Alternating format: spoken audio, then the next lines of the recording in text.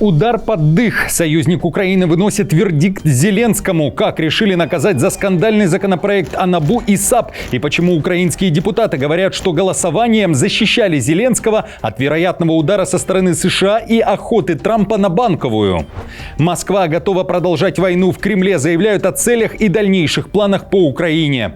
Зеленский ждет ответа Путина, а в Вашингтоне делают заявление о сроках мирного соглашения между Украиной и Россией. Когда это произойдет?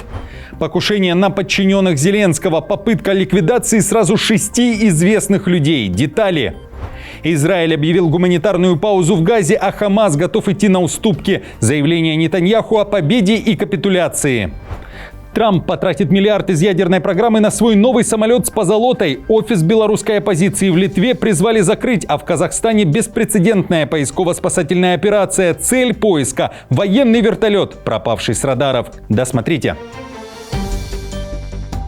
Всем привет, это «Время Прядко». Коротко, четко и по делу о том, о чем говорят в мире. Если вам есть что сказать, делитесь своими мыслями и отвечайте на мои вопросы в комментариях. За лайк и подписку буду особенно благодарен. Время начать. Политический скандал потушен. Министерство иностранных дел Литвы официально отказалось рассматривать инициативу депутата Сейма Витаутаса Синицы об отмене аккредитации офиса белорусской оппозиционерки Светланы Тихановской. Скандал, разгоревшийся на фоне резонансных заявлений ее супруга Сергея Тихановского, который недавно вышел из белорусской колонии, пока не изменил позиции Вильнюса. В МИД подчеркивают, аккредитация для офиса, который работает на территории Литвы, остается в силе. Офис Тихановской, по словам внешнеполитического ведомства, выполняет важную миссию, поддерживает белорусские демократические силы и помогает объединять тех, кто выступает против Лукашенко. По мнению МИД, аккредитация офиса должна сохраняться и действовать до тех пор, пока граждане Беларуси и демократические силы, которые их представляют, не смогут свободно и демократическим путем принимать решения о будущем своего государства. Предложение аннулировать статус офиса Тихановской депутат Синица мотивировал тем, что структура, по его мнению, злоупотребляет гостеприимством Литвы и превращается в политическую альтернативную Беларусь на территории страны. Толчком послужило недавнее высказывание Сергея Тихановского о возможности появления белорусских островов в Литве, что вызвало бурю негодования в обществе и политических кругах. На фоне шквала критики в офисе Тихановской, напомню, поспешили успокоить: никаких территориальных амбиций нет, никто не собирается создавать автономии. Сам Тихановский позже заявил, что его слова были вырваны из контекста и поняты неправильно.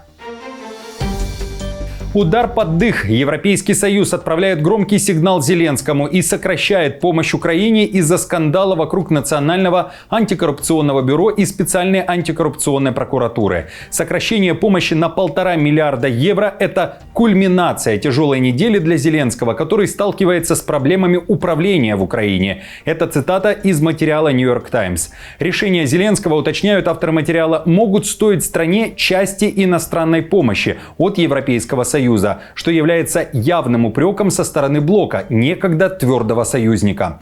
В то же время все может измениться, уточняет New York Times. В пятницу Европейский Союз объявил, что приостановит выделение 1,5 миллиарда евро или 1,7 миллиарда долларов из общего фонда в 4,5 миллиарда евро, предоставление которого зависит от достижения стандартов надлежащего управления и которые не могут быть использованы для военных закупок. Однако решение не является окончательным, и финансирование может быть восстановлено, если Украина выполнит определенные условия. При этом один из украинских депутатов, лидер крымско-татарского народа Мустафа Джемилев, который представляет оппозиционную Зеленскому партию, заявил, что поддержал этот законопроект из-за опасений и вероятных угроз со стороны Трампа. В интервью радио НВ он не назвал четко фамилию американского президента, но дал понять, что НАБУ, вероятно, полностью подконтрольна США, а значит, в любой момент может сделать так, чтобы начать фабриковать дела. Джемилев заявил, что нельзя исключить, далее цитата, что так называемый независимый орган будет делать то, что нужно той стороне, которая в значительной степени финансирует эту структуру. Конец цитаты. То есть намекнул, что Трамп может начать охоту на Зеленского или же на его окружение. Кроме того, упрекнул Трампа в подыгрывании Путину. Вот у нашей нации существует независимый орган, не подчиняющийся ни парламенту, ни президенту Украины, которая воюет. Мощный орган борьбы с коррупцией в других, высших структурах власти, но в значительной степени финансируемый той страной, которая считает, что для прекращения войны Украина должна принять большинство требований агрессора. Можно ли в таких условиях быть уверенным, что сторона, финансирующая этот орган, никак не повлияет на этот независимый орган, чтобы скорректировать его деятельность? У меня такой уверенности нет.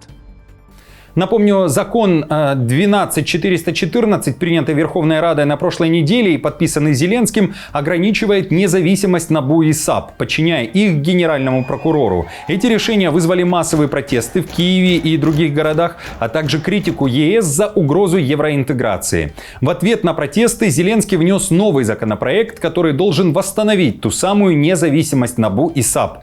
Накануне сам Зеленский заявил, что обсудил этот законопроект с Урсулой фон дер Ляйен, и на этой неделе этот закон должен быть принят Верховной Радой.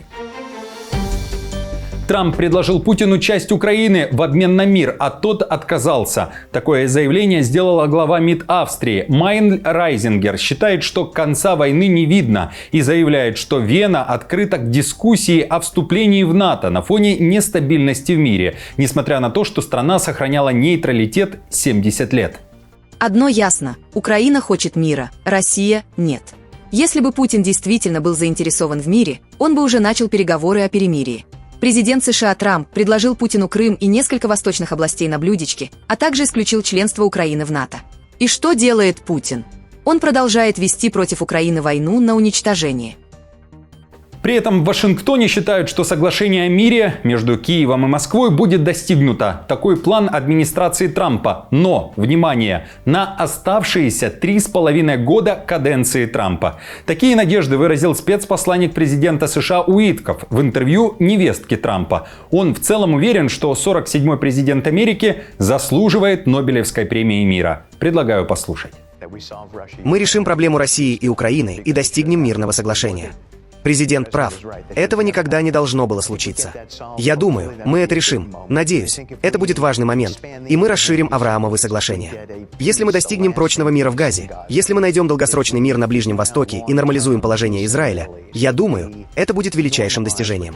Ваш тесть заслуживает Нобелевской премии мира, но не только за одно усилие, а за все эти усилия. Настолько они важны и значимы. В России же спустя несколько дней после переговоров в Стамбуле вновь дают понять, воевать готовы и дальше. Задача – выполнить цели. А целями, как вы помните, Путин еще 3 года назад называл демилитаризацию и денацификацию Украины. При этом Кремль дает понять, что не против и дипломатического завершения войны, и обвиняет Киев в срыве диалога. Так Песков ответил на вопрос, как будут выстраиваться будущие отношения Украины и России. Сначала нужно все-таки урегулировать проблему. И нам нужно зафиксировать выполнение тех задач, которые стояли перед СВО.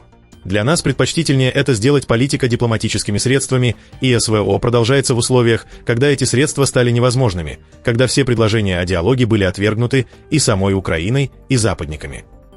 В Украине при этом говорят, что это Россия отвергает все предложения. В Совбезе ООН на этой неделе представители Киева напомнили, что США более 130 дней назад выдвинули предложение о полном и безоговорочном прекращении огня. Украина приняла эти условия, а Россия так и не ответила согласием. Зеленский при этом настаивает, в скором времени должна состояться его встреча с Путиным. О том, что он ждет ответа от Москвы, заявил во время разговора, который состоялся 27 июля с Макроном. Сообщил об итогах третьей встречи с российской стороной в Стамбуле. Нам удалось договориться о новом обмене пленными. Ожидаем ответа на наше предложение провести встречу на высшем уровне до конца августа. На ней обязательно должны присутствовать представители Европы. Покушение на подчиненных Зеленского. Российские войска одновременно попытались убить всех командиров подразделений нового рода войск Украины сил беспилотных систем ВСУ. Об этом заявил командующий этими силами, известный своими видео, снятыми с беспилотников на линии фронта, Роберт Бровди с позывным «Мадяр». Он оценил попытку войск Москвы их ликвидировать. Мы оценили вашу попытку штрыкнуть вчера нас всех одновременно. Курите бамбук. Россияне попытались нанести удар, вероятно, в то время, когда командиры подразделений проводили рабочую встречу вблизи линии фронта. Мадяр упоминает Донбасс, пишет о замыслах, анализах, итогах и планировании, которые едва ли не были сорваны. В то же время Financial Times пишет, что Украина уже скоро получит от американско-немецкой компании десятки тысяч комплектов для дронов с искусственным интеллектом. По словам генерального директора Auterion Лоренса Майера, до конца года компания поставит Украине 33 тысячи таких систем. И это станет крупнейшей поставкой за все время. Фактически в 10 раз больше, чем раньше. Комплекты для ударов от Auterion. Миниатюрные компьютеры Skynet, работающие на программном обеспечении компании и оснащенные камерой и радиомодулем, могут превращать дроны с ручным управлением в оружейные системы с искусственным интеллектом, которые невозможно заглушить и которые способны отслеживать движущуюся цель с расстояния до 1 километра.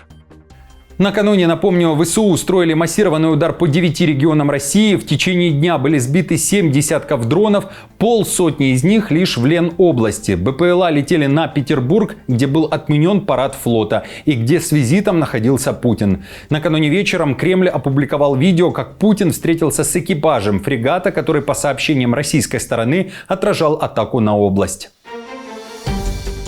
Израиль объявил гуманитарную паузу в Газе, а Хамас готов идти на уступки. На фоне усиливающегося международного давления и гуманитарного кризиса в Иерусалиме объявили о локальной тактической паузе в боевых действиях в 3 районах Газы. С 10:00 до 20:00 Цахал обязался не проводить военные операции, а с 6:00 до 23:00 действуют безопасные маршруты для доставки гуманитарной помощи ООН. Параллельно Объединенные Арабские Эмираты и Иордания начали сбрасывать в сектор продовольствия с воздуха. По данным местных СМИ, также открыты коридоры с египетской стороны на КПП Рафах, где на въезд в Газу уже выстроились колонны гуманитарных грузовиков.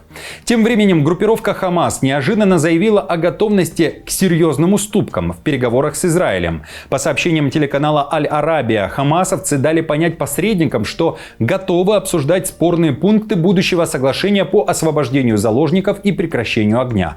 Отмечается, что Хамас может пойти на временное перемирие в рамках гуманитарной паузы. При этом Нетаньяху дал понять, Израиль будет воевать до полной капитуляции Хамас. Для достижения цели уничтожения Хамаса и освобождения наших заложников мы продвигаемся в боях и ведем переговоры. На любом выбранном нами пути нам придется продолжать допускать минимальный ввоз гуманитарной помощи.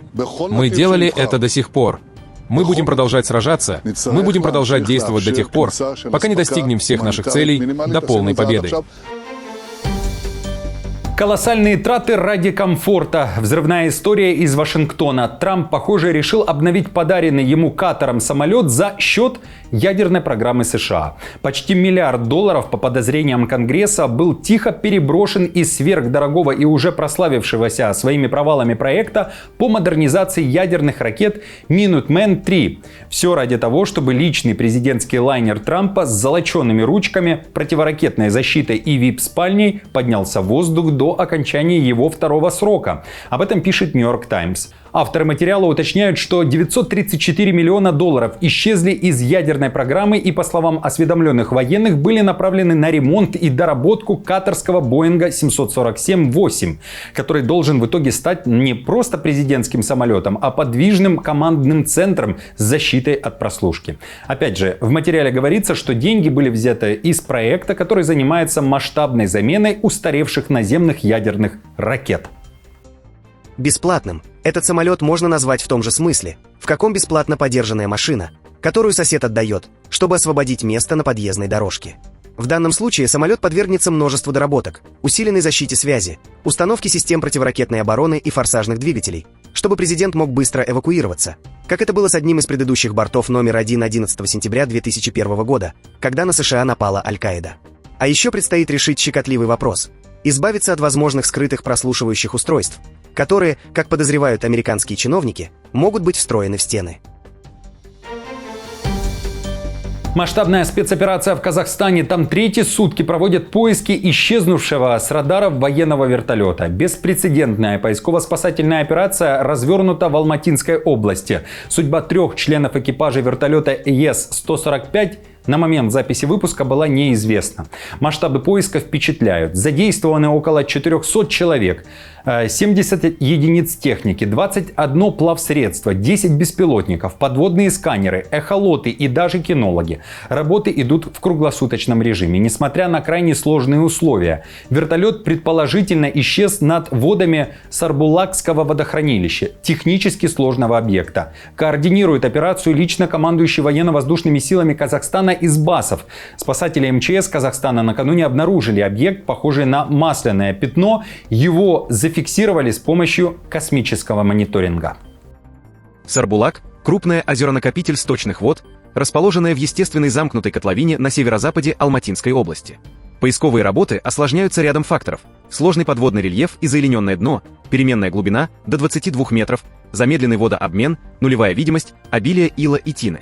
Эти природные и техногенные особенности требуют высокой точности, технической оснащенности и слаженности действий всех участников операции.